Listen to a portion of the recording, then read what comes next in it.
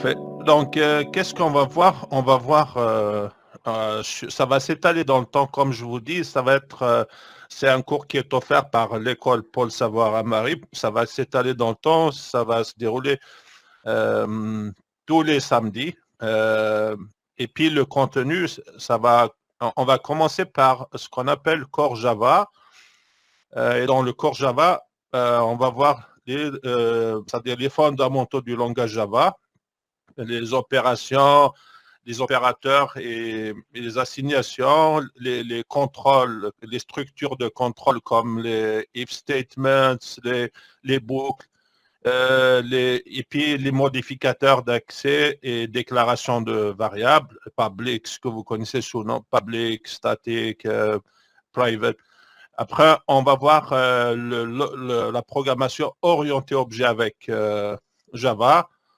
Et par la suite, on va voir la gestion d'exceptions et le multithreading. La notion de classe interne, le package java.lang qui contient c'est un package en fait dont vous n'avez pas besoin d'importer. Il est disponible juste au lancement d'un programme Java. Vous aurez accès à ce package. Il est très très riche. Il contient l'objet global Java, les string buffer. Après, on va voir la gestion des fichiers input-output, comment écrire dans un fichier, comment lire un fichier, la sérialisation, désérialisation, les expressions régulières, le framework collections, avec les concurrent collections, on va voir les génériques, les types génériques dans Java. On va voir le garbage collection, c'est quoi c'est contrairement aux autres langages comme C et C++, c'est pas vous qui allez gérer la destruction des objets, c'est garbage collection. On va voir l'architecture, on va voir également l'internationalisation, les énumérations, et puis c'est-à-dire le poste, quelques exceptions au niveau des interfaces abstraites et classes abstraites, plutôt les interfaces et les classes abstraites. Et puis on va voir les approches de développement, comment adhérer à une approche de développement, des best practices, les meilleures pratiques de développement. On va voir les insertions également. Et puis, on va voir l'architecture de la GVM qui est le moteur de Java, Java Virtual Machine. On va voir son architecture, y compris le garbage collector. Et puis, une fois qu'on termine tout ça, c'est ce qu'on appelle Core Java. Core Java. Après, une fois qu'on termine ça, arrivé à ce stade, vous aurez la maîtrise des fondamentaux du langage Java, ce qu'on appelle Core Java.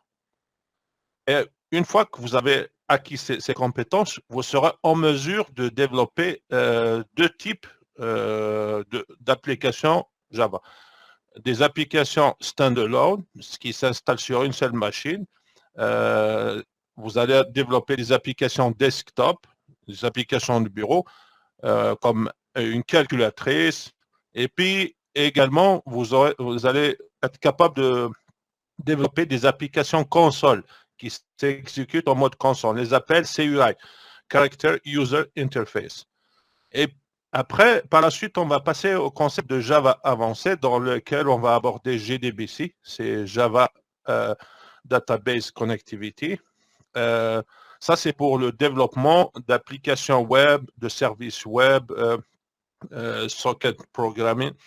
Et dans les technologies de Java avancées, on trouve JDBC, on trouve les servlets, GSP et différents types d'éditeurs de code intégrés comme Eclipse, IntelliJ, STS, et Visual Studio Code. Et parfois, après, on va voir les différents types de serveurs comme Tomcat, Apache Tomcat, WebLogic, WebSphere. Et on va voir également différents systèmes de gestion de bases de données comme MySQL, Oracle, PostgreSQL et peut-être aussi des NoSQL comme MongoDB. Voilà, donc grosso modo, le contenu riche. Et une fois qu'on termine cette série, une autre série qui va commencer sur les frameworks. Parce que tout ça, ça va être la base, les fondamentaux d'un développeur Java. La prochaine série, ça va être sur des frameworks comme Spring, Spring Boot, Hibernate, Struts, euh, qui viennent pour faciliter au fait la manipulation de Java avec ces technologies de base. C'est une couche d'abstraction par-dessus ces technologies de base. Est-ce que vous avez des questions sur le contenu?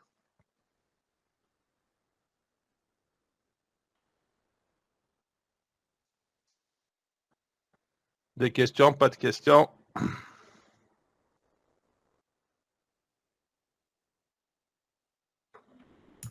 Te sens beau? Parfait. J'ai Alors, une question. ouais, Comment ça va dérouler les séances? Est-ce que c'est cours plus laboratoire ou... comme d'habitude. Bonjour Yazid. Salut. Salut. Bonjour Yazid. En fait, les cours vont être interactifs. C'est pas une approche académique. Je suis pas habitué à cette approche. Mon approche, c'est on code, on écrit du code tout le long de la formation. C'est pratique dès le premier jour. Ça, on va écrire du code. On va faire, une fois qu'on aborde un concept particulier, comme par exemple, j'explique les boucles, c'est quoi une boucle for, c'est quoi une boucle while, et direct, je ne vais pas la décrire avec c'est-à-dire des slides ou un TP, on va la coder live. Est-ce qu'il y aura un projet à la fin pour les étudiants? Certainement. Une fois qu'on termine un niveau Java Core, par exemple, on va développer plutôt 3 ou 4 applications avec Swing.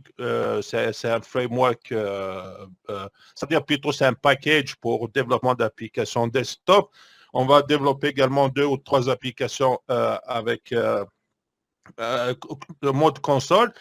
Et par la suite, pour le web, on peut développer un service web REST avec JAX-RS, l'interface JAX-RS, et également une application web bout en bout avec, ça est comme technologie, on va utiliser GSP pour la vue, on va utiliser Servlet pour la logique, et puis on va utiliser également une base de données.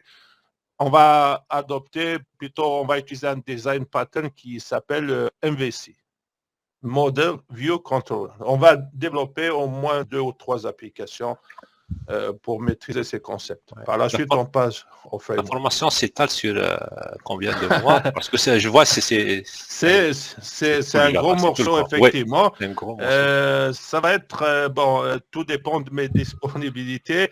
Ça va être sur une raison de 2 heures par semaine, les samedis, parce que c'est le samedi que je suis disponible.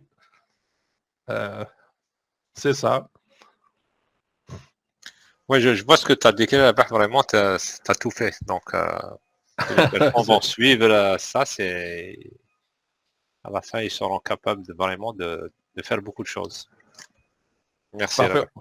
Merci Yazid. En passant, Yazid, c'est un développeur senior full stack, c'est un expert Java. Actuellement, il travaille sur un projet de développement d'un bras de robot dans une compagnie montréalaise. Ouais, je fais du biomédical, donc j'ai switché vers le C++. Donc, j'ai travaillé plusieurs années en Java. Actuellement, ça fait, je pense, 2 ans, 3 ans que je suis reconverti en C++. Donc, mais pratiquement, c'est la même chose. Oui, effectivement. Merci. Parfait. Merci. Donc, pour le contenu, c'est parfait. Ce qu'on va faire maintenant, avant juste de rentrer dans les détails pour vous expliquer tous ces concepts-là, je vais m'assurer qu'on est équipé, qu'on a installé les outils nécessaires. Comme je vous dis, mon approche, c'est basé sur la pratique. Alors, j'arrête le partage et je prends un volontaire pour le guider afin d'installer les équipements, plutôt, pardon, les applications nécessaires. Donc, peut-être, Mohamed, si tu peux prendre l'initiative d'être un cobaye pour aujourd'hui. Parfait. Pardon, on va installer Eclipse, c'est ça? Je pense que pour simplifier les choses, on va travailler au départ avec Visual Studio Code. On va keep it simple. On va garder les choses simples. On commence par Visual Studio Code pour que vous puissiez comprendre le processus de compilation, de bytecode, et puis comment fonctionne un simple programme Java. Et par la suite, lorsqu'on avance un petit peu, on va installer IntelliJ, Eclipse et STS. Mais pour le moment, j'imagine que vous avez tous VS Code. Parfait. Oui. Donc, Mohamed, si tu permets de... Ouais, c'est facile. Je vais vous guider. Justement, parce que c'est quoi le but lorsque je vous partagez, c'est afin que toute l'assistance, tous ceux qui assistent au cours peuvent suivre la démarche d'installation. Parfait. Donc, en fait, c'est quoi Visual Studio Code?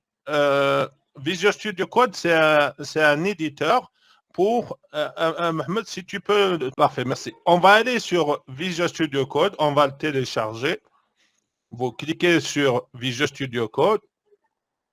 On télécharge, tout dépend de notre système d'exploitation, on télécharge la version adéquate. Donc, on clique sur Windows. Automatiquement, normalement, tu vas voir qu'il y a un téléchargement qui va se faire quelque part.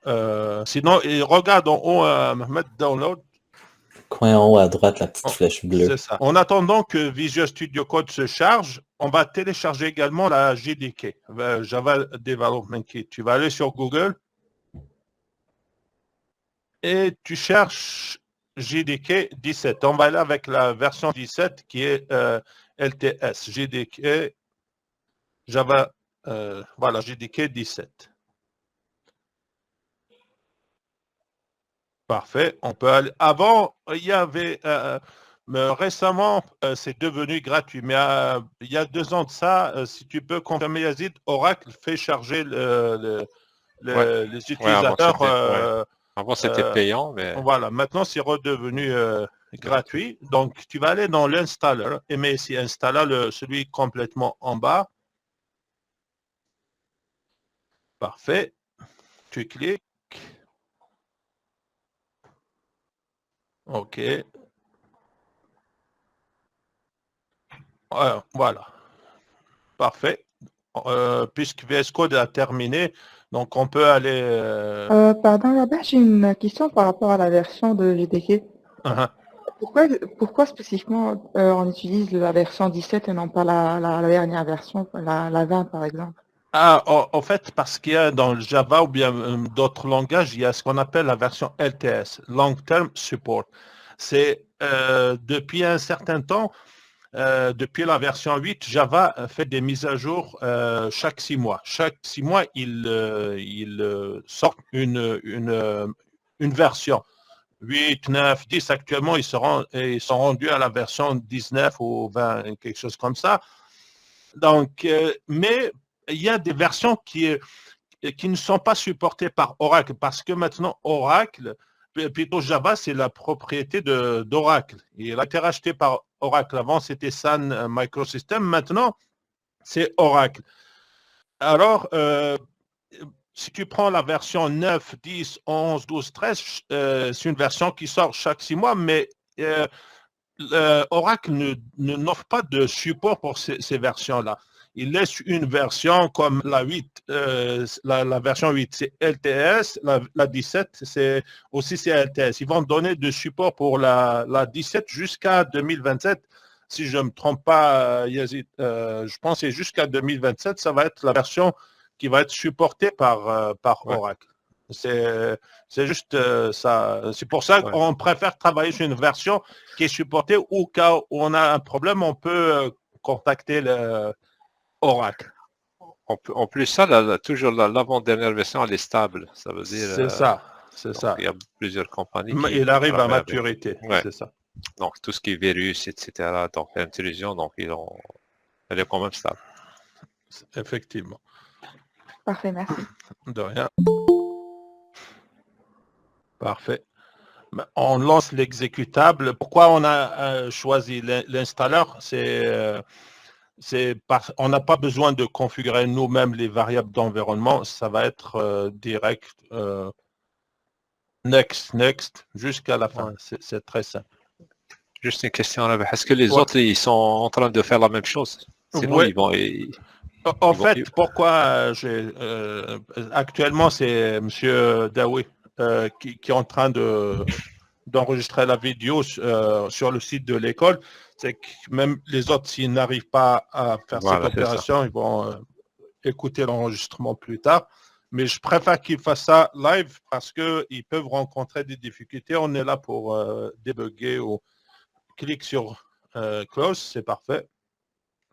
Maintenant, pour s'assurer que la version de Java est installée, on ouvre l'invite de commande, on ouvre le terminal CMD et on écrit Java espace version. Java espace version. Si vous voyez le nom de la version, c'est que tout est bon. Là, on a installé la version 17, c'est parfait. Un problème de moi. Là, on revient sur Visual Studio Code.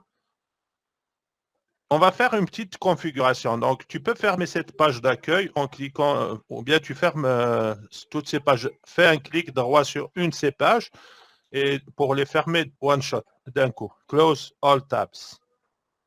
Voilà. Et tu vas à gauche, il y a une loupe. À gauche, il y a complètement à gauche, il y a une loupe. En descendant sur cette ligne, tu vas voir complètement en bas, tu vas voir des extensions. Voilà, c'est l'icône des extensions. On va configurer VS Code pour qu'il nous ajoute quelques plugins, quelques extensions pour Java. Clique ici. C'est une sorte de marketplace pour les extensions de VS Code. On cherche Java, juste écrit Java. Et il doit y avoir, il va te proposer des packs, ton extension pack for Java. Tu peux installer le premier. Clique sur Install. Voilà. C'est quoi ça, ces extensions-là? C'est pas du Java, simplement, c'est des plugins, c'est des extensions qui vont vous faciliter la tâche lorsque vous écrivez Java sur Visual Studio Code. Pourquoi je préfère Visual Studio Code? Parce que c'est simple. On va commencer d'abord par tout ce qui est procédural, définition de variables, voir comment fonctionne Java. Par la suite, on va aller sur un éditeur plus évolué. Parfait. Tu peux fermer une fois. C'est pas encore terminé, je pense. Tu vas voir que voilà, ça c'est tout le lot d'extensions qui viennent avec. Et une fois que c'est installé, tu vas voir, il va arrêter le travail, il va te marquer Install. Un autre bouton bleu qui va s'afficher à côté, il va te dire Install. On va patienter un petit peu. Peut-être c'est... Et Python, Mohamed, je pense que c'est installé. Hein. En attendant que ça termine, tu peux ouvrir, juste afficher la console, plutôt l'invite de commande, le terminal. Tu peux écrire Python espace version. Je pense que c'est installé sur les machines de l'école. C'est parfait. OK. Ouais. C'est bon, on a fait la configuration. Maintenant, ce que tu peux faire, tu vas aller sur le desktop ou bien ici. On reste ici, c'est parfait, la vue du projet. On va créer un fichier. Pour créer un fichier, tu déposes la souris ici, clique ici. On va l'appeler demo.java. Clique ici, demo.java. Pour le moment, vous n'avez pas à vous soucier c'est-à-dire de la syntaxe. On va essayer de comprendre comment ça fonctionne et puis graduellement, on va couvrir toutes les étapes, toutes les fonctionnalités que je vous ai décrites au début. Pour créer un autre fichier, Mohamed, pour une petite comparaison. Créer un autre fichier, voilà. Et créer un autre fichier, tu l'appelles demo.py pour Python. Demo.py. Demo.py. L'extension d'un fichier Python, c'est .py. L'extension d'un fichier Java, c'est .java. Écrit dans ce fichier Python, simplement écrit, lorsqu'on commence à apprendre un langage de programmation, c'est un rituel. Maintenant, on affiche le fameux Hello World. Donc, ici, on est avec Python, on va écrire entre double quote ou single quote, on écrit Salut tout, Hello World. Hello World. Et sauvegarde, fait CTRL S, affiche CTRL S, et si tu cliques sur le terminal en haut, tu vois, en haut complètement, il y a terminal. Clique ici, New Terminal. Parfait. Donc, on aura une console intégrée à VS Code. Ce que tu vas faire maintenant, on va exécuter ce code Python. Simplement, tu écris py, juste py, et le nom du fichier. Le minuscule, le nom du fichier, c'est démo.py. On va exécuter le fichier Python. C'est juste pour faire une petite comparaison entre Python et puis Java. Tu fais Enter et tu as affiché dans la console en bas Hello World. Vous le voyez. Donc, pour Python, pour afficher un simple Hello World, c'est print Hello World. C'est très simple, c'est pas compliqué. C'est comme vous parlez un langage naturel. On va aller dans... si tu permets, si tu ouvres le navigateur, tu peux aller sur Google, n'importe quel site, en fait, même ce site-là. Non, ok, lui, fais un clic droit, sur écrit inspecter. Plutôt en bas, inspecter. On affiche la console du terminal, tu cliques sur console. En fait, qu'est-ce que je voulais vous montrer ici? Comment écrire Hello World avec JavaScript. Fais CTRL S pour effacer tous ces logs. CTRL S, ou bien tu cliques sur le petit disque. Pardon, c'est... tu vois, il y a un petit disque un petit peu en haut, ici. Juste monte un petit peu, descend, sur la même ligne que l'œil. Monte ici. Voilà, clique sur le petit disque pour effacer le compte. Parfait. On s'incline de la console. On écrit console log, console.log, console.log, ou entre les parenthèses, on écrit hello world, console.log. Et on ouvre les parenthèses et à l'intérieur, tu mets hello world. World, tu fermes le guillemet, tu fermes la console, plutôt la parenthèse, et tu fais Enter. Et tu vois, tu as affiché Hello World. C'est très simple. Avec une seule ligne, vous pouvez afficher Hello World en Python et JavaScript. On peut voir d'autres langages, mais vous voyez que c'est très simple. Là, on retourne dans Visual Studio Code. Et on va voir comment afficher Hello World avec Java. On essaye print. Ça ne fonctionne pas. Donc, pour afficher Hello World, tu écris système, S majuscule. Peut-être tu peux zoomer, Mohamed, si tu fais CTRL+. CTRL+. Voilà, c'est parfait. Et tu réduis un petit peu l'Explorer pour mieux voir. C'est parfait. Merci. Tu fais système. Point. Out. Non, out. L'objet out. Et tu fais point println. On va faire la méthode point print. Print, ouvre les parenthèses et tu écris Hello World.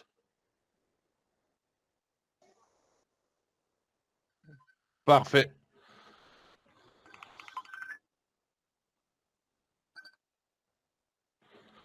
Parfait.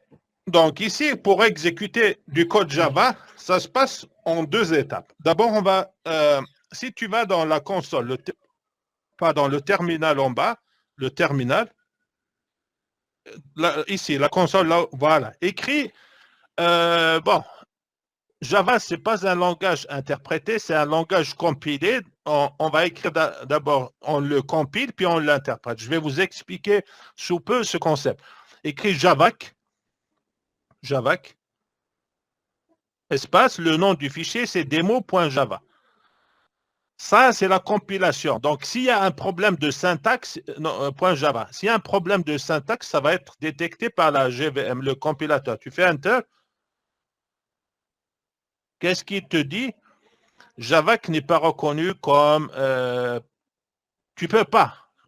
C'est-à-dire tu peux pas afficher comme les autres langages de programmation un simple système Hello World. Parce que, pourquoi je vous explique ça? Parce que Java, il est difficile à apprendre au départ, mais si vous, vous maîtrisez Java, les autres langages vont être un jeu d'enfant. Vraiment, ça va être un jeu d'enfant. Et puis, Java, pour se moderniser, pour se donner une peau neuve et puis pour se comparer à, on va dire, à d'autres langages, pour offrir cette flexibilité et cette facilité pour les gens d'apprendre Java. Parce que si tu viens ici, système, c'est quoi système? Python, tu as écrit simplement un print et ça a affiché quelque chose. JavaScript, console.log, ça a affiché quelque chose. Ici, même avec cette complexité, système.out, println, et ça ne fonctionne pas. Donc, pour rassurer les gens, et de les attirer pour apprendre Java, les gens d'Oracle ont pensé c'est-à-dire à les initier puis à les prendre en main étape par étape pour apprendre Java. Alors, depuis la version 9 de Java, ils ont mis à la disposition, c'est-à-dire des clients ou bien des utilisateurs, ce qu'on appelle le J-Shell.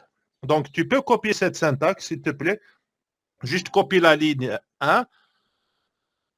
Tu peux copier la ligne 1. Tu la copies juste la ligne 1. CTRL-C, tu la sélectionnes et tu la copies. Voilà. Donc, on voit ici sur l'éditeur, un vrai éditeur, ça ne fonctionne pas. Mais si tu vas sur l'invite de commande et écris J-Shell, minuscule, J-Shell, c'est ça, et tu fais Enter.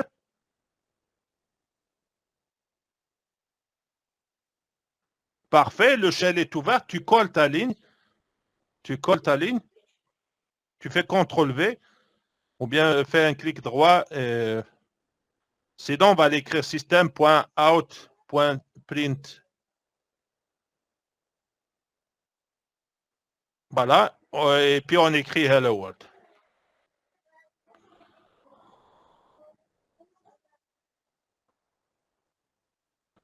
On ferme, point virgule, la syntaxe de Java, point virgule, tu fais Enter. Tu vois, même Java, il n'est pas stupide. Donc, pour montrer à Python qui n'est pas le seul qui est capable d'afficher en une seule ligne, ils ont mis à notre disposition le J-Shell. Donc, le J-Shell, c'est pour écrire des scripts, pour accompagner les gens, pour permettre aux gens de s'initier à Java tout en leur épargnant la complexité de départ de Java. Tu peux écrire 5 plus 5, par exemple. Tu écris 5 plus 5.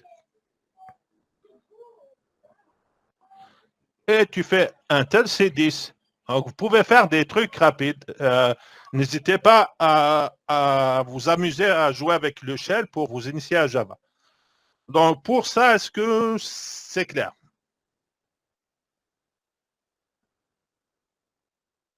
Là, on revient ici. On va écrire maintenant un code qui va fonctionner dans Visual Studio Code.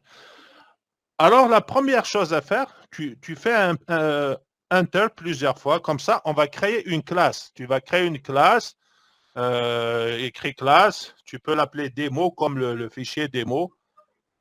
Et en passant, c'est un standard. Il vaut mieux adopter les standards dès maintenant. Une classe Java commence par une majuscule. Tu peux renommer ton fichier à gauche, un clic droit sur ton fichier à gauche, en bas. À gauche plutôt sur l'Explorer de projet. Sur l'Explorer de projet, un clic droit, Rename. rename, tu vas changer la casse de la première lettre, démo. Parfait, tu fais CTRL S. Donc, on crée une méthode main. On crée une méthode main à l'intérieur. La ligne 2. Tu écris main. Normalement, il va te proposer l'autosuggestion. Écris main. Juste main. Non, écris main sans le void. Si tu, voilà, c'est parfait. Et tu prends la ligne 7. Tu la coupes. Tu coupes la ligne 7. Tu coupes la ligne 7. Et tu la mets à l'intérieur de la méthode main. Voilà. Parfait. Et maintenant, à partir de la console, dans la console, c'est correct. On a créé un programme. Pour le moment, vous n'avez pas besoin de comprendre c'est quoi public, void, main. La console, tu la réduis un petit peu. Voilà. Voilà. Et tu écris CLS. Écris CLS pour effacer le contenu. Parfait. Donc, il y a une classe, comme je vous dis, vous n'avez pas besoin de comprendre c'est quoi une classe, c'est quoi void, public, c'est des choses qu'on va aborder en détail tout le long du cours. Pour exécuter Java, ce que je vous demande de faire, juste concentrez-vous sur l'explorer de projet. Pour le moment, on a un seul fichier qui s'appelle démo.java. Parfait. On va compiler le code, donc on va écrire javac, espace, et le nom du fichier à compiler, c'est démo.java. Et tu fais Enter. Attends, il y a quelque chose. Tu n'as pas sauvegardé, je pense. Il faut faire CTRL S en haut. CTRL S. OK. Ah, attends, tu as inversé. Public, public static, void. Void, il va être après static. Après static. C'est parfait. Void main. Parfait. Sauvegarde. OK. Exécute maintenant. Attends, regarde, qu'est-ce qu'on va faire? Qu'est-ce qu'on va faire? Clique sur, on va désinstaller l'extension. Probablement, on n'a pas, on a installé quelque chose dans l'extension. Écris Java, et puis les extensions que tu as. Clique sur extension. Voilà, tu la désinstalles. Parfait. OK. Maintenant, on retourne dans la vue du projet.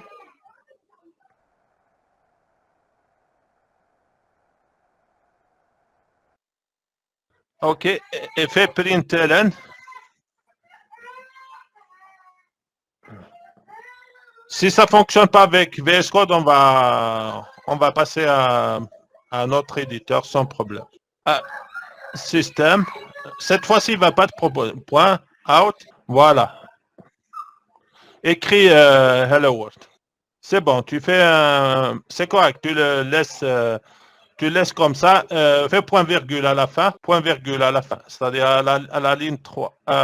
Regarde, je pense que pour que... Et tu as oublié une accolade à la fin. Une accolade, voilà, tu enlèves le... C'est correct. Redémarre, Mohamed, si tu permets, redémarre Visual Studio Code. Tu redémarres Visual Studio Code.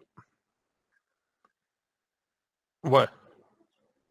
C'est parfait. Tu fermes l'accolade de la classe et l'accolade c'est-à-dire de la méthode. Voilà.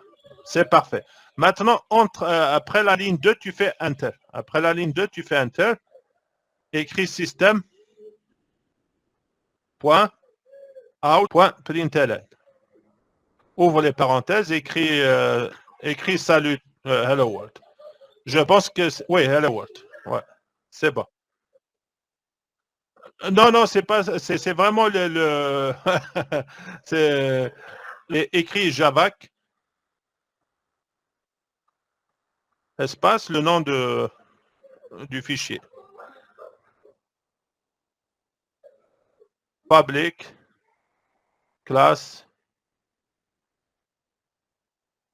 démo, et ouvre les accolades. Enter, écrit public, static, void, main, ouvre les parenthèses, string,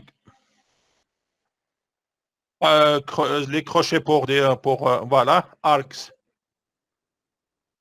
Voilà, les accolades. Enter, system.out.println.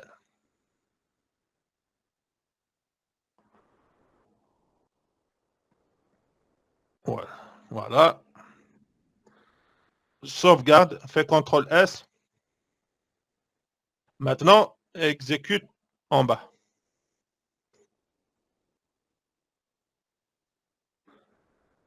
Voilà, c'est parfait, ça fonctionne. Mais vous ne voyez pas Hello World. Mais qu'est-ce qui s'est passé? Est-ce qu'il y a quelque chose qui s'est ajouté? C'est ça, le bytecode.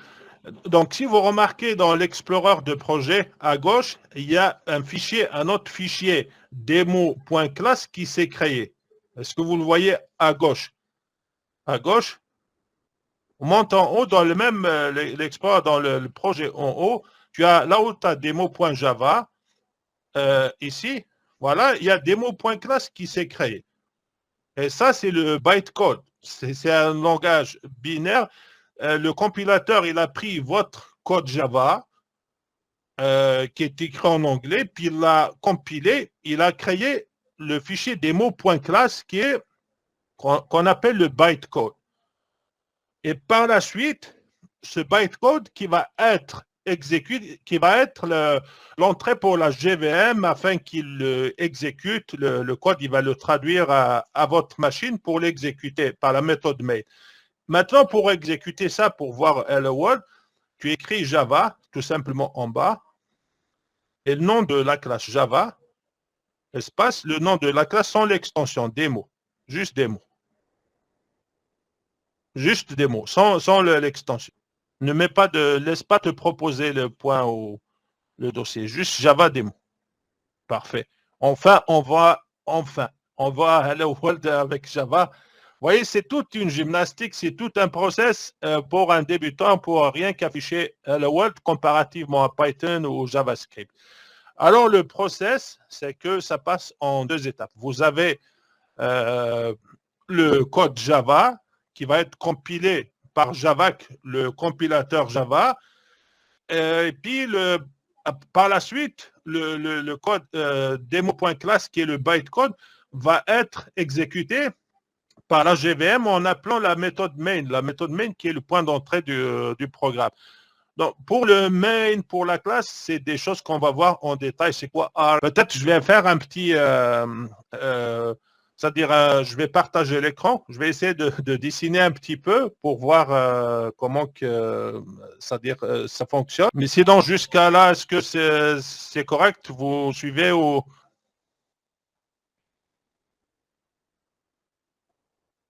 Parfait. OK. Est-ce que vous voyez mon écran? Parfait. Donc, voyez l'éditeur en ligne. Parfait. Voilà. Donc, je vais essayer de reproduire ce qu'on vient de faire pour comprendre ce qui se passe. Peut-être ici, c'était Monsieur Daoui avec son ordinateur,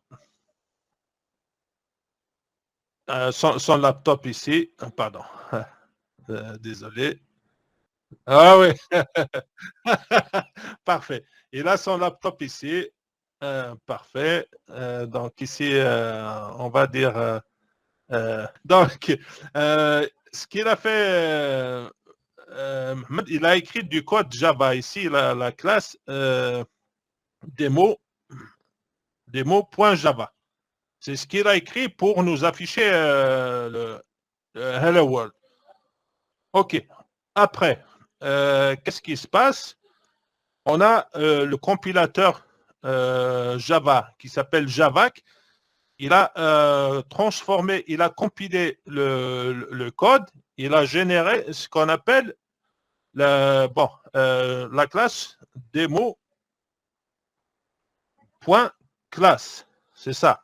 Donc, on est parti avec le fichier .java et puis on s'est ramassé avec un fichier .class. C'est qui fait ça? C'est le compilateur Java, Javac. Il s'appelle Javac, c'est le compilateur. C'est quoi un compilateur? C'est juste un programme qui va convertir votre code écrit en Java en un code binaire qui s'appelle bytecode, qui va être par la suite exécuté par la GVM. Parfait. Donc ici, vous avez vu la classe Java. Si vous essayez de l'ouvrir, vous allez voir que c'est illisible. C'est des caractères qui sont ajoutés par le compilateur. Vous ne pouvez pas les lire, les interpréter à l'œil nu comme ça. Donc ici, c'est du bytecode. Bytecode. Parfait. Après, qu'est-ce qui se passe? On a ici, on a la GVM. La GVM, c'est quoi GVM? C'est Java Virtual Machine. La machine virtuelle de Java qui va exécuter votre programme. Qu'est-ce qu'elle va faire, la GVM? La première chose à faire, il a différents fichiers. Le premier fichier qu'il va appeler, c'est le fichier qui contient la méthode main. Le main, il va appeler un fichier, parce que vous pouvez avoir dans une application ou un programme Java plusieurs des milliers de fichiers, et le fichier que la GVM appelle en premier, c'est le fichier qui a la méthode main. C'est le point d'entrée de votre programme. Donc ici, la méthode main est appelée. Le fichier qui contient la méthode main est appelé. Et puis, le programme va être exécuté. Donc, ça se passe comme ça. Et puis, la GVM se trouve ici, dans ce qu'on appelle GRI. C'est quoi GRI? C'est Java Runtime Environment. Voilà. Pardon.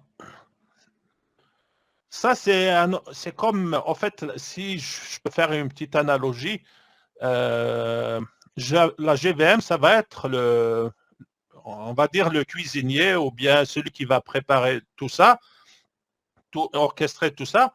Et puis GRI, ça va être la cuisine. Enceinte de la cuisine. Et dans la cuisine, vous pouvez trouver des couteaux, des haches, un frigidaire. Donc, tous les outils nécessaires pour que la GVM exécute correctement son problème. Elle a besoin de tout un trousseau, de tout un environnement. Ça s'appelle Java Runtime Environment. Voilà. Parfait. Et puis, attends, si je diminue un petit peu. OK. Et puis, par la suite, la GRE. Dans la GRE, vous allez trouver ici, vous avez votre ici, c'est votre machine, votre ordinateur. Et par la suite ici, vous avez votre système d'exploitation. Votre système d'exploitation. OS. Enfin, voilà. OS. Parfait. Et puis, tout ça, tout ce système-là, en fait, la GRI, elle sert à lire ou interpréter un langage, plutôt une application, du code Java. Mais pour vous, en tant que développeur, pour développer du code Java, pour développer des applications Java, vous avez besoin de ce qu'on appelle tout ça, plutôt, pardon, ici. Tout ça, on l'appelle, est-ce que quelqu'un peut me dire comment on l'appelle? JDK. En cuisine. C'est JDK. Java, Java Development Kit. Parfait. Donc, la GRI vient avec la JDK. Si vous entendez le terme JDK, c'est tout l'ensemble nécessaire pour vous afin de développer des applications Java. Mais par contre, pour exécuter c'est-à-dire pour exécuter des fichiers, c'est-à-dire du code Java, vous n'avez pas besoin du JDK, vous avez besoin de GRI. Et puis, GRI contient la machine virtuelle. Plus tard, dans le cours, on va étudier toute cette architecture en détail. Mais grosso modo, c'est comme ça que ça se passe. Je vais essayer de récapituler. Vous êtes ici, vous écrivez du code Java. Le compilateur Java va le compiler en ce qu'on appelle le bytecode. C'est un fichier demo.class qui va être exécuté par la JVM en appelant la méthode main.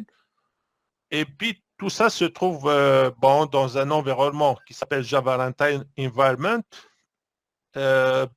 qui va transmettre par la suite le code via c'est-à-dire le système d'exploitation au langage machine. Donc, ça se passe comme ça. Puis, tout cet environnement-là de développement, si vous voulez développer une application Java, vous avez besoin d'installer la JDK. Mais pour uniquement lire, interpréter du code Java, vous n'avez pas besoin de JDK, vous avez besoin de GRE. Est-ce que c'est clair pour ça? Je dois vous quitter, donc merci. Parfait. Bonne continuité pour tout le monde. Merci Yazid. Merci Yazid. Parfait. Est-ce que c'est clair? C'est des questions? Parfait.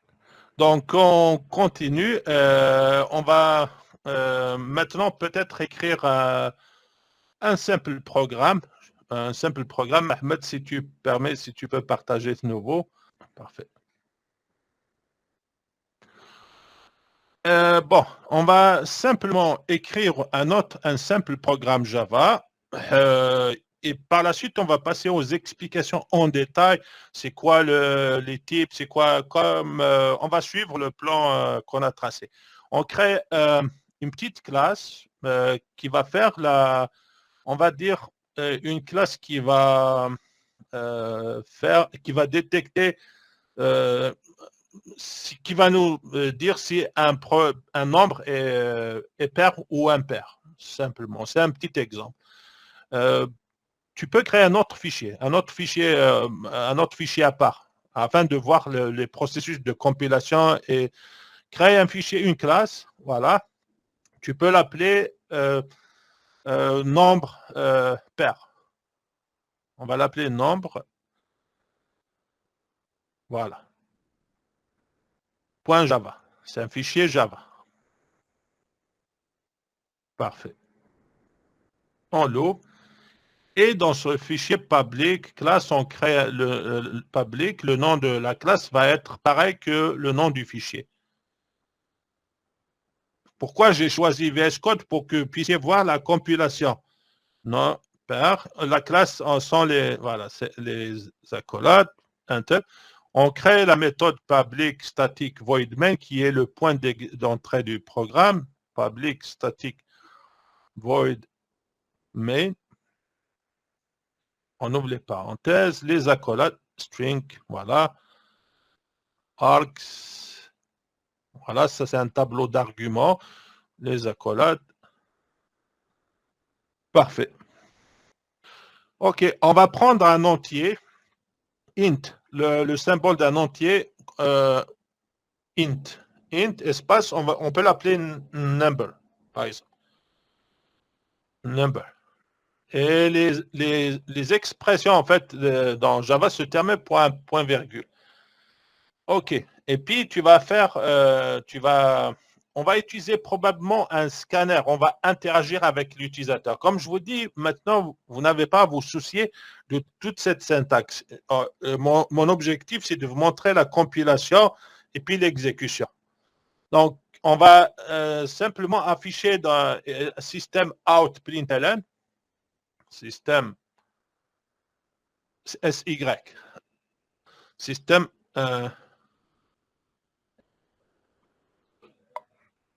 out.println. On ouvre les pas, voilà, println pour qu'il y ait un saut à la ligne. Parce que si tu écris print, il va écrire tout sur la même ligne. Donc, print et println sont deux méthodes qui sont offertes par l'objet out. Donner, voilà, saisir donner un nombre. Un nombre. 2 points, parfait. OK. Et puis, on va aller à la ligne. On va écrire scanner. On va utiliser un paquet, une classe qui s'appelle scanner. Un scanner, c'est qui va interagir avec l'utilisateur, 2N. Voilà. Tu peux l'appeler input, par exemple. Non, espace, on va créer une variable, plutôt une variable de type scanner. Égale new scanner. On va créer un nouveau objet de type scanner. Comme je vous le dis, je le répète, n'ayez pas peur, tout ça, on va le voir en détail. Ouvre les parenthèses. Et à l'intérieur, tu écris system.in. Ça, c'est l'argument du scanner. .in pour input. Voilà. Parfait. Juste in. Parfait. Point virgule. À la ligne, tu vas faire maintenant un number. C'est-à-dire, maintenant, on va mettre la valeur que l'utilisateur va saisir dans la variable number. On écrit input, parce que ton scanner s'appelle input, et tu accèdes à la méthode, voilà, input fait point, next int, next int, next int, next int, parfait, ouvre les parenthèses, voilà, point virgule. Voilà, ça c'est pour mettre à l'utilisateur de saisir autant de valeurs qu'il veut. Tu vas aller à la ligne. Maintenant, on va écrire une condition if pour dire si le nombre est pair ou impair. On ouvre les parenthèses. Pardon, Rabat. Oui, oui, Fatma. En fait, il m'a demandé d'importer le... Oui, effectivement. Ouais. Si jamais il y a quelqu'un, il y aura une erreur, donc... Oh, non, on va l'importer parce qu'en fait, justement, c'est pour vous montrer, on ne va pas importer pour le moment. C'est juste mais pour ici, vous montrer la compilation. Mais ici, il n'a pas généré l'erreur, pourquoi? Parce que peut-être, toi, tu ne travailles pas avec VS Code, c'est ça? Non, Oui, avec c'est ça. IntelliJ. Oui, c'est ça. Ouais. C'est l'éditeur. C'est pour ça que je prépare. Oui, il va pas. Parce qu'on a désactivé les extensions Fatma. Il ne détecte pas le. Ah, d'accord. Okay. Ouais, c'est exprès pour. Parce que les. Pardon, j'ai remis l'extension, elle ne pose pas de problème. Oui, peut-être parce qu'il faut redémarrer VS Code. Les extensions, c'est comme si vous vous rappelez avec Robot, les Robocorp. Ça prend du temps, 2 ou 3 redémarrages de. En fait, même la lettre que ça ajoute, le X ou le S, ça pose pas de problème. C'est ça, c'est une suggestion, comme quoi c'est une chaîne de caractères. C'est de l'autocomplétion. Mais comme ça nous a posé au départ un petit problème, je voulais pas qu'on freine la cadence, on voulait avancer. On l'a mis, c'est-à-dire c'est comme une switch, on l'a mis off. Par la suite, on peut la réactiver sans problème. Ici, on va faire notre validation if. Comment on valide si nombre, number, et comment on valide, c'est number modulo 2, 2 égale 0, égale 0. C'est-à-dire voilà, 0, tu mets les accolades et tu affiches système out println. Tu peux copier directement la ligne 4, ou bien si tu veux l'écrire, système out.println. On ouvre les parenthèses, on écrit number, on écrit number, non, on va concaténer. C'est-à-dire, on enlève ça, on enlève les accolades, puis on enlève les double quotes, c'est ça. Écrit number, ta variable number, plus, ouvre maintenant les accolades, plutôt enlève les trucs qui sont ajoutés, les parenthèses. C'est juste, mais il y a une paire de number, c'est correct, plus number, on enlève les parenthèses. Voilà, c'est ça. Et pair. Else, tu vas écrire else. Après ça, else et tu copies la ligne 9. les développeurs, la paresse. On colle cette ligne, efface peut-être un petit espace, et d'impair.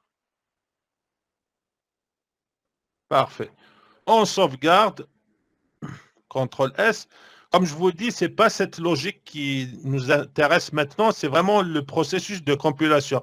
Alors, notre classe, elle s'appelle comment? Elle s'appelle nombre pair.java. Regardez l'Explorer de projet, vous la voyez.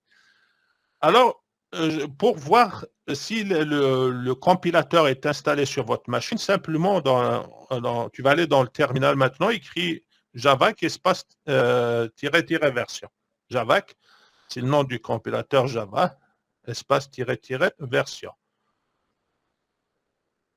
Tu vois, tu as le compilateur, le même que dans ta version Java.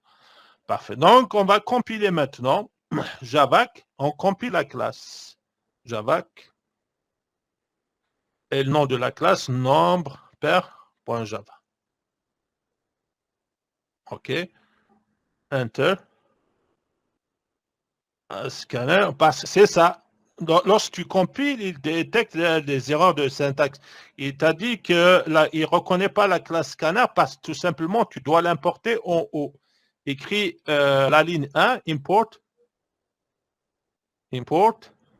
Java. Le scanner se trouve dans le package utile, java.utile, minuscule. Java. Voilà, java.utile. Scanner. Non, utile. Utile sans le S. Scanner. Point virgule. Parce que c'est une instruction, même le import. On sauvegarde et agrandit un petit peu la console, si tu veux, parce que il va agrandir un petit peu, tire-la vers le haut, la console. Parfait. Et on fait CLS pour nettoyer un petit peu la console. Donc, Javac. Parfait, Enter. Pourquoi? Il t'a dit quoi? Symbole. Public. Pourquoi? Scanner. Symbole class scanner. Pourquoi?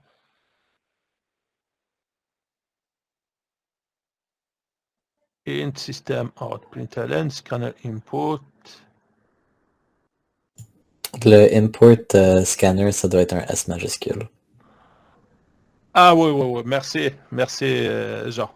Oui, la ligne 1. La ligne 1, Mohamed, le scanner, c'est la classe scanner. S majuscule. C'est ça. Tu fais CTRL S. Parfait. Et tu nettoies à nouveau la console.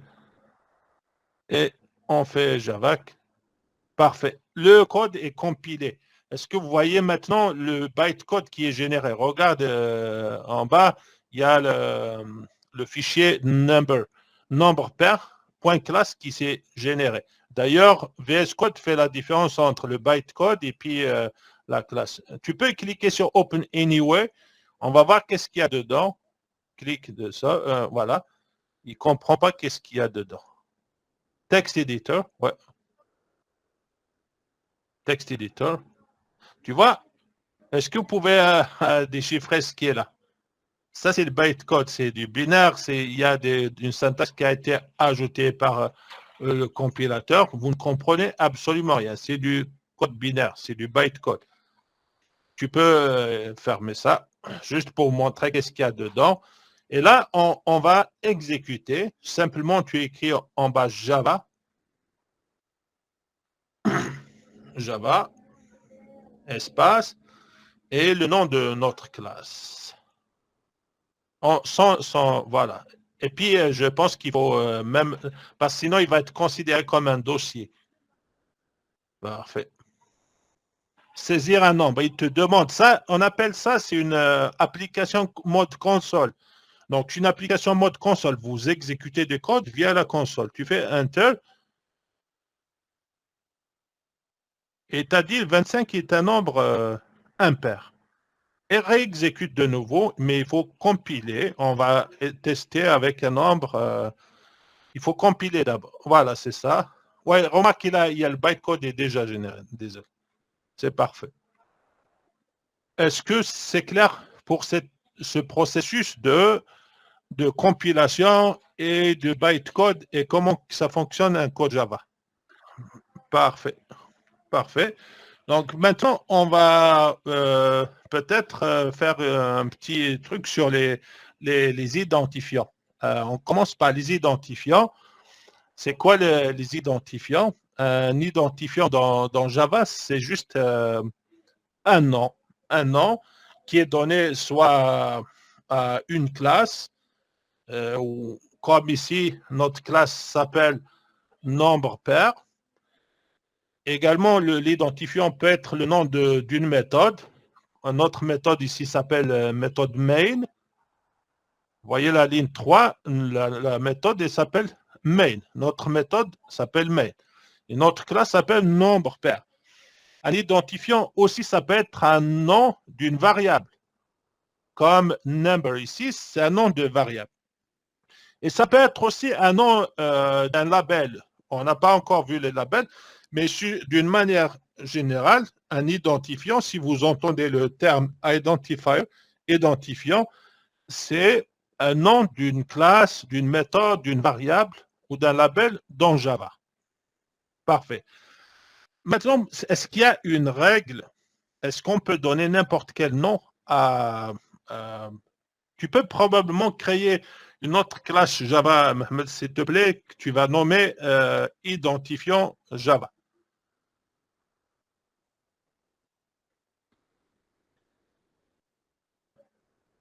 Point Java. Et voilà, parfait.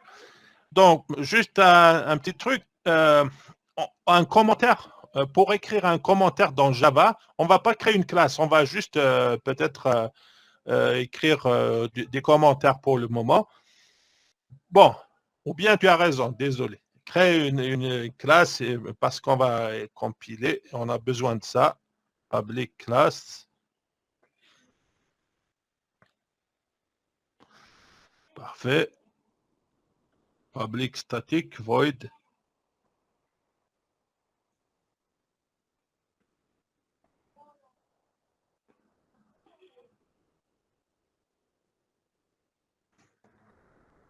Args.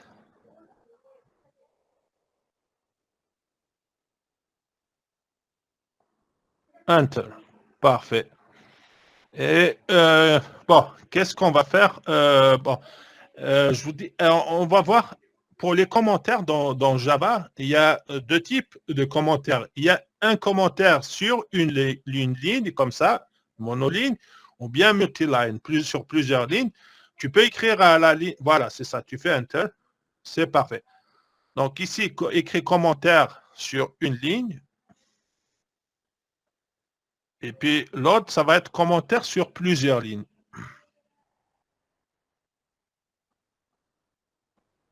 Tu fais Enter sur plusieurs lignes. Parfait. Donc, maintenant, pour les noms, ça, un identifiant, c'est un nom qui est donné à une classe, une méthode, une variable dans Java. Est-ce que tous les noms sont permis? Un petit exemple. Là, on est en classe.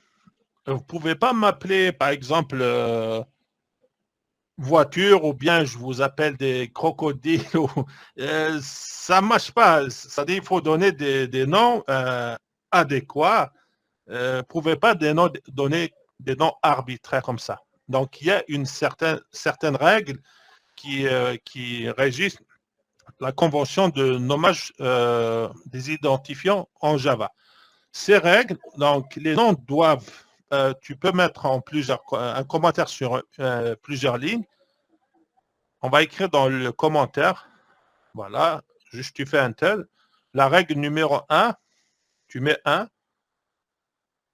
Les identifiants peuvent être des caractères de l'alphabet A, voilà, A, minuscule, minuscule, A jusqu'à Z. Jusqu'à Z. Tu vas aller à la ligne 2, ça, 2, les caractères de l'alphabet de A majuscule jusqu'à Z majuscule. Voilà. Et puis des nombres, des chiffres de 0 à 9. Voilà, caractère de... Voilà. 0 à 9.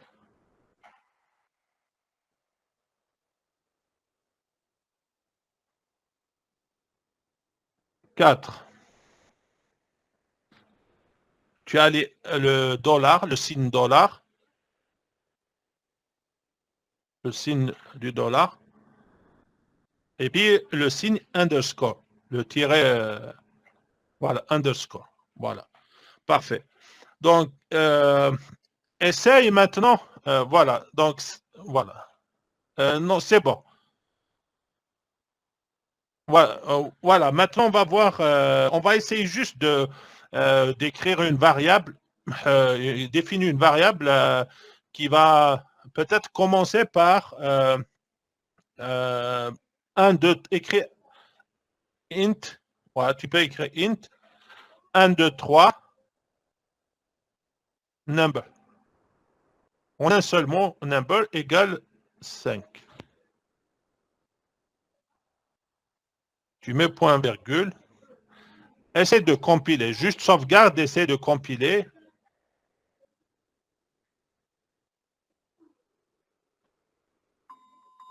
Pardon.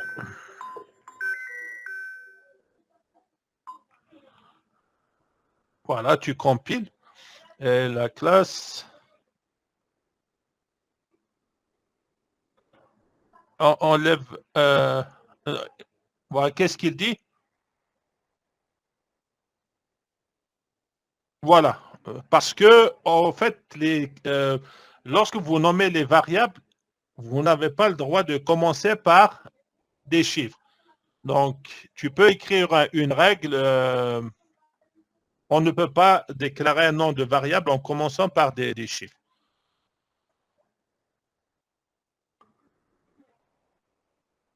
Parfait.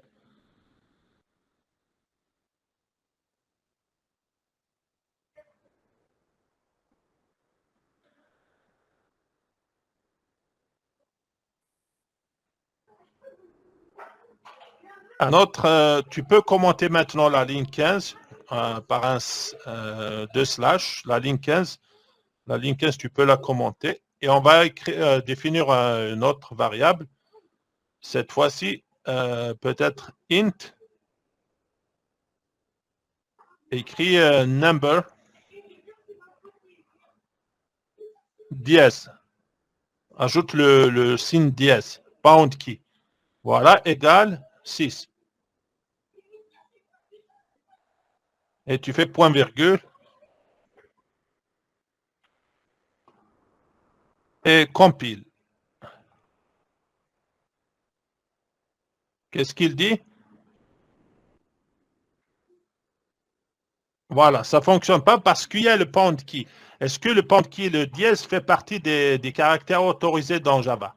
Les caractères autorisés pour nommer les variables, ou bien c'est A, Z, A majuscule Z, 09, dollar, et puis underscore. Donc, on ne peut pas inclure dans le nom d'un identifiant un caractère spécial. Tu peux ajouter cette règle.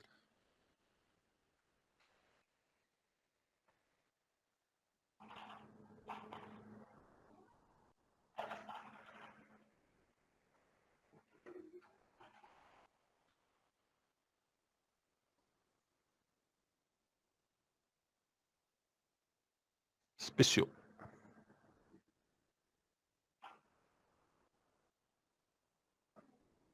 Parfait. Tu peux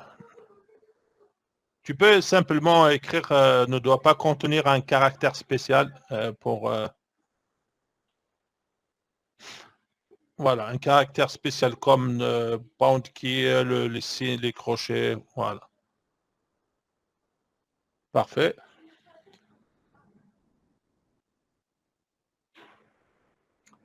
On va couvrir toutes les futilités parce que c'est très, très important de commencer à apprendre Java en ayant une bonne base. Et même si vous faites un petit effort maintenant, par la suite, ça va être plus simple pour aborder des concepts plus compliqués. Tu commentes la ligne 17. Ce qu'on va faire maintenant est créer une variable. La première variable, tu l'appelles number minuscule, int number égale 6. Et puis crée maintenant une autre variable, int number, la même number mais majuscule. Et tu mets, à votre avis, est-ce que number et number sont pareils?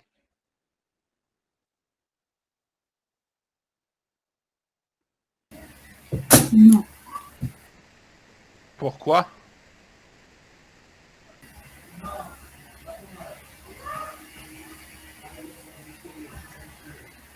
En fait, simplement parce que Java est sensible à la casse. Donc, Java est sensible à la casse, c'est-à-dire number et number sont pas pareils. Donc, ici, on a créé deux variables. En fait, on a créé number et number.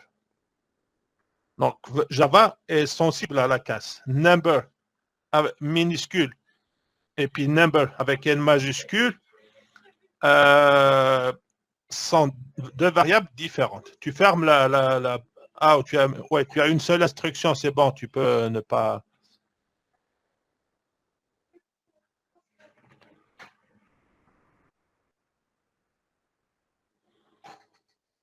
Parfait, c'est un bon test.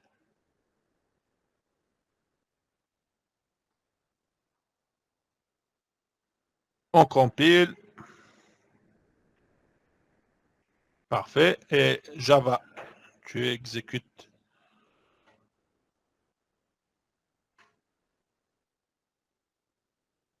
C'est parfait. Oui.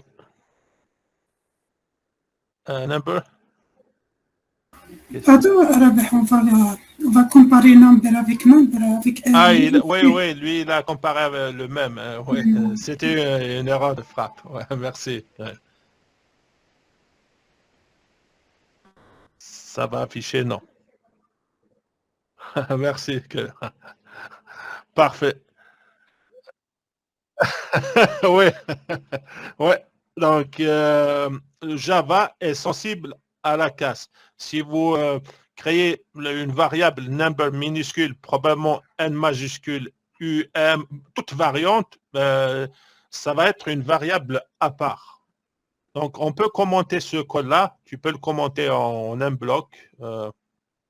Tu écris point de, voilà, un bloc comment, level, juste après ça. Parfait. Aussi, une règle. Il n'y a pas de limite pour la taille des noms des identifiants. Pas de limite de taille pour le nom des identifiants. Pas de limite, tu peux écrire ça. Il n'y a pas de limite de taille à distinguer, c'est-à-dire la minuscule, la casse, ouais. Donc, tu peux écrire entre parenthèses Java est un langage sensible à la casse.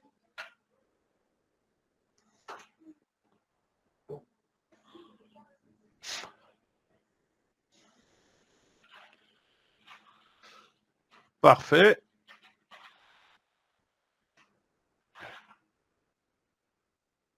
Parfait. Maintenant, on va aller à la ligne. Tu peux créer une variable, pas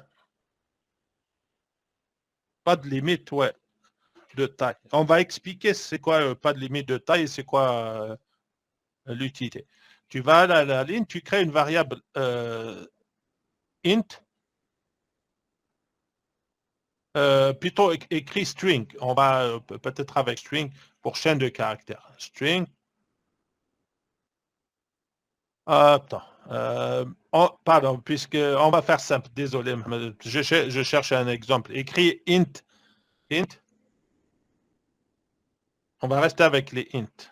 Espace, écris number, tu écris le R 10, 20, 50 fois. Juste maintiens la touche R enfoncée. Tu peux même aller à la ligne. Fais enter. tu peux. OK. Égal, mais égal, assigne-lui une valeur. Et tu mets point virgule. Tu vas aller à la ligne.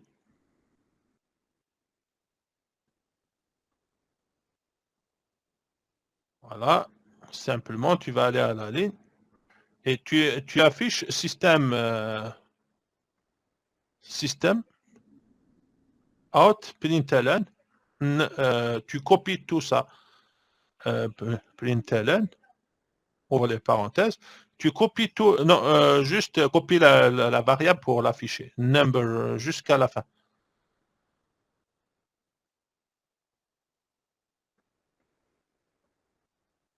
Voilà, c'est une variable, donc tu l'affiches directement. Tu fais point virgule à la fin. Tu sauvegardes et tu compiles.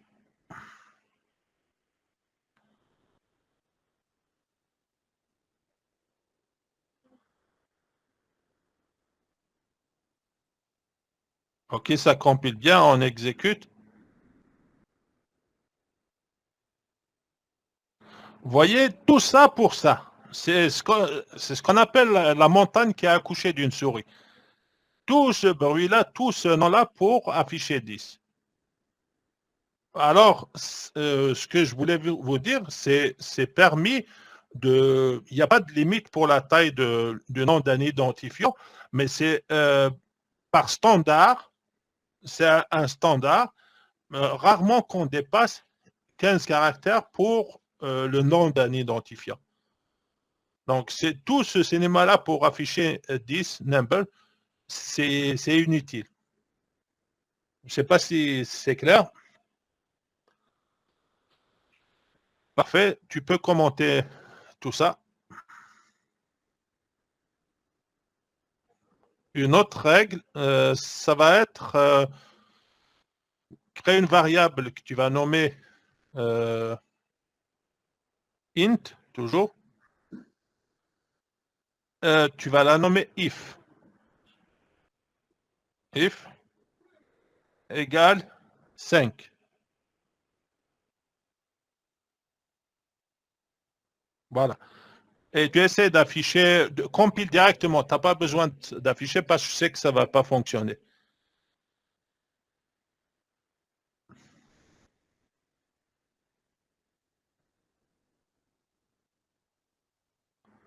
Regarde, il se plaint. Pourquoi? Est-ce que quelqu'un peut me dire pourquoi il se plaint? C'est des mots-clés. C'est ça. Parce que le if, c'est un mot réservé dans le langage Java. C'est un mot-clé. Donc, on ne peut pas nommer les identifiants Java avec des keywords Java. C'est-à-dire, tu peux écrire 9, la règle 9, on ne peut pas nommer les identifiants Java avec des mots-clés Java.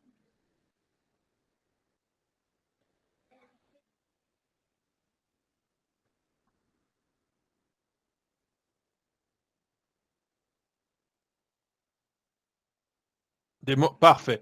Un petit exemple, un autre exemple, tu peux prendre int ou bien voilà int interface, plutôt écrit interface. Non, ou bien laisse if, pardon, laisse if et puis commente if, parce qu'on a vu ce cas-là. Maintenant, tu crées une variable, une autre variable, et tu int, voilà, int, tu vas la nommer interface. Interface minuscule.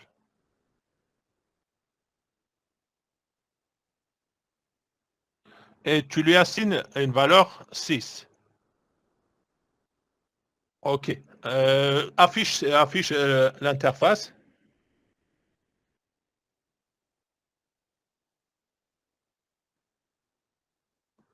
Tu fais 6 out, juste 6, système out println.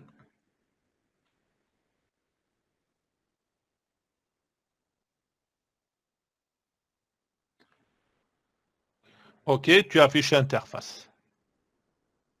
Ta variable interface, voilà.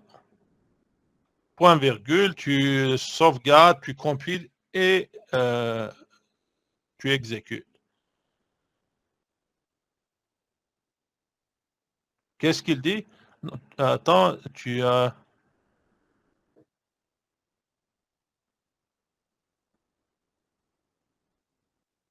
Attends, qu'est-ce qu'il dit? Java int system out println. Attends. Tu peux le recompiler, s'il te plaît.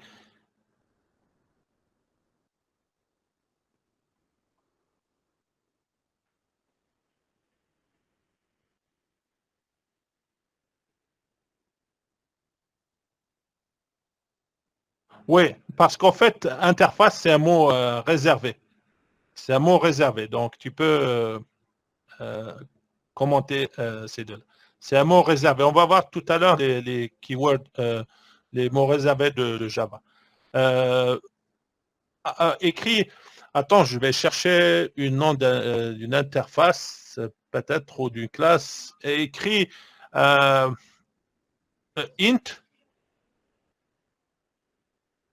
et puis système, la classe système, l'interface système. Système égale 5. Vous voyez, le système, vous l'utilisez dans l'affichage, système out.println. Mais on va créer une variable avec système, on va voir l'afficher, on va voir si ça fonctionne.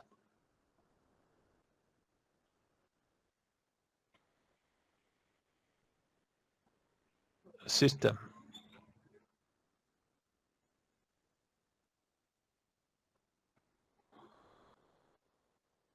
OK, on sauvegarde, on compile et on exécute.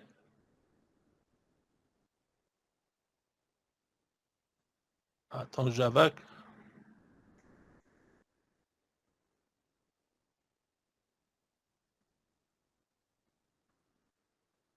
Cannot be dereferenced. Non, on veut afficher, OK, écrit à la place de int, pardon, à la place à la ligne 35, au lieu que ce soit systémique et runnable, l'interface runnable. C'est une interface prédéfinie dans Java. Ça, c'est pour le multithreading. Runnable, c'est 2N. Runnable. C'est une interface prédéfinie dans Java. C'est pour les threads, multithreading. Et tu essaies de sauvegarder ça.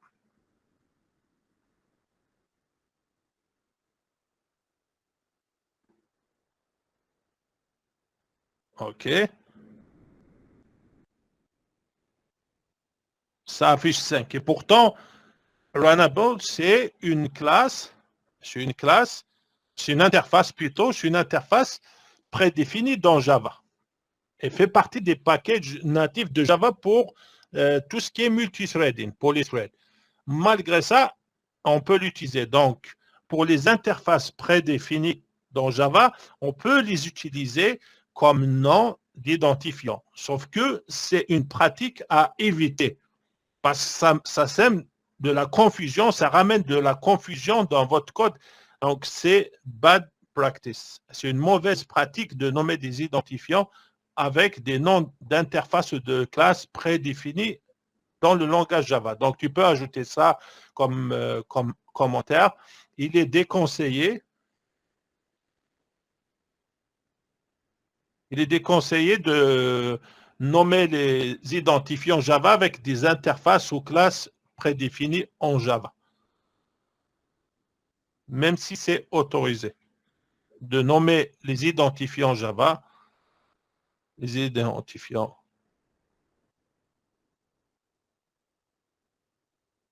avec des noms de classes ou interfaces prédéfinies.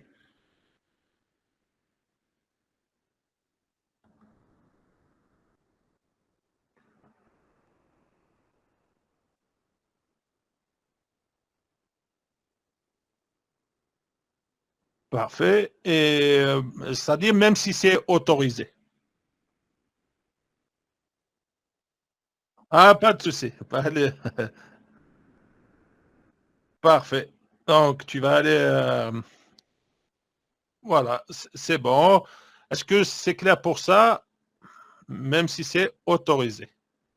On va faire un petit exercice récapitulatif. Je vous donne une liste de 5 ou 6 noms et vous me dites, on va les écrire. Tu peux commenter la ligne 36 et 37. On va écrire ces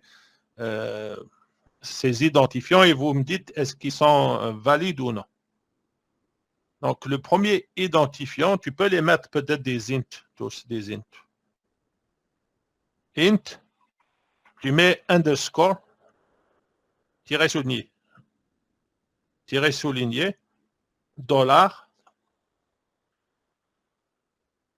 tiret souligné, égale 5. Tu vas aller à la ligne, mets toujours point virgule. Int, écrit C majuscule, A, dollar, H, égale 20.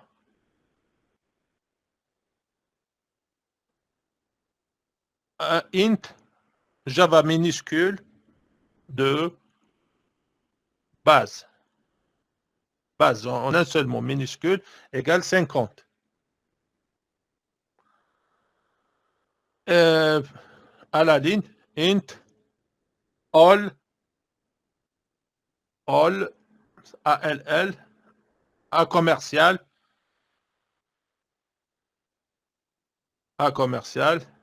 students, tous les étudiants, all students, égale 55 peut-être, ou 10, parfait. Ouais, peu importe la valeur. À la ligne, 1, 2, 3, ABC, int, 1, 2, 3, ABC. Égale 64, par exemple. À la ligne, int, T majuscule pour total, par exemple, dièse, total, non, total, dièse, voilà, c'est correct, total, ou bien, dièse égale 55. À la ligne, int majuscule, I majuscule, INT minuscule. INT minuscule égale 79. On dirait qu'on joue au loto. À la ligne, tu vas écrire int integer. I majuscule, c'est la classe prédéfinie dans Java. Égale 70. 200, parfait. Donc, c'est un petit exercice. Dites-moi quelle syntaxe qui est valide, on ne va pas compiler, on va, selon ce qu'on a vu, on va faire un petit test. Selon ce qu'on a vu, est-ce que la première syntaxe est valide ou non? Oui.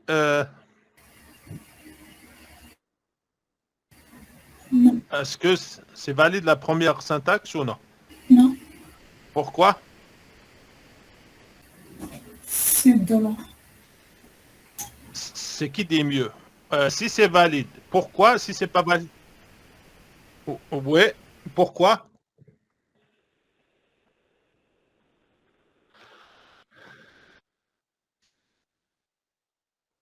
C'est ça. Ça parce que ça respecte les règles qu'on a identifiées précédemment. Donc, c'est valide. Et la deuxième? C'est valide aussi. C'est valide, mais ça respecte pas Elle est valide les Oui. codages. Non, Les règles de l'hommage, c'est ça. C'est juste Ouais, parce que la variable doit commencer, doit être minuscule. Mais bon, c'est validant. ouais, c'est ça. Ouais. Ouais, effectivement, c'est valide. Ouais.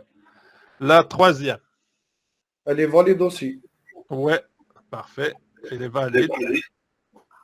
Tout simplement parce qu'il n'y a pas de contrainte ou il y a de violation de règles qu'on a fixées précédemment.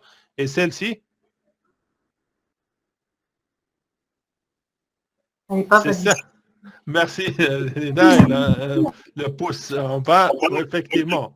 Parce qu'il y a le A commercial qui a un caractère spécial. Et puis, Elle n'est pas valide. ouais. Pas valide. Pourquoi? Parce que ça commence par un chiffre. C'est ça, exact, n'est pas valide. Et l'autre? Pas valide. Non. C'est un Parfait, caractère n'est pas spécial. valide. C'est ça, il y a un caractère spécial. Et puis, l'autre? Non. Je pense qu'elle est valide. Elle est valide. Ouais. Parce qu'il fait la Ouais, différence c'est entre ça. le I minuscule et le I majuscule. Oui, c'est ça. C'est Voilà, ça. dans la Parce qu'il est case, du sensible à la coup, case. int en Exact. minuscule n'est pas égal à int en majuscule. C'est ça. Parce que si on, par contre, si on la met int, c'est pas valide. Int minuscule, c'est pas valide. Voilà. Et puis la dernière, Elle est valide. pourquoi? Il n'y a pas de caractère qui dit que... Et quoi d'autre? Oui, c'est valide, mais il y a un mais. Oui, mais. Je pense qu'elle n'est pas valide parce que integer, c'est une clé définie. Oui, c'est un mot-clé. C'est ça. Voilà, c'est pas un mot-clé. C'est en Enfin, fait les mots, c'est une c'est un nom de classe classe. prédéfinie Exactement. dans Java. Donc c'est valide, sauf que c'est une mauvaise pratique. Voilà. Mais à éviter. Voilà. Parfait. Donc, bon, je pense que pour aujourd'hui, comme début de la série, c'est bon. La prochaine fois, on va voir tous les keywords réservés dans Java en partant du byte, en allant vers le if, public. On va les couvrir, on va les classifier selon leur mission et graduellement, on va rentrer dans le cœur du sujet. Je ne sais pas, j'espère que c'était clair. Si vous avez des questions, c'est le moment.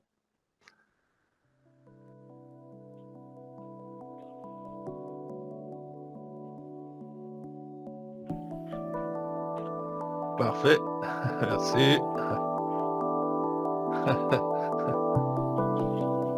Merci, Rabah. Bon week-end. Ciao les autres. Merci. Merci. Alors, Mohamed. Bon week-end. Merci tout le monde. Oui, ça Rabah. Merci. Merci. Ça va.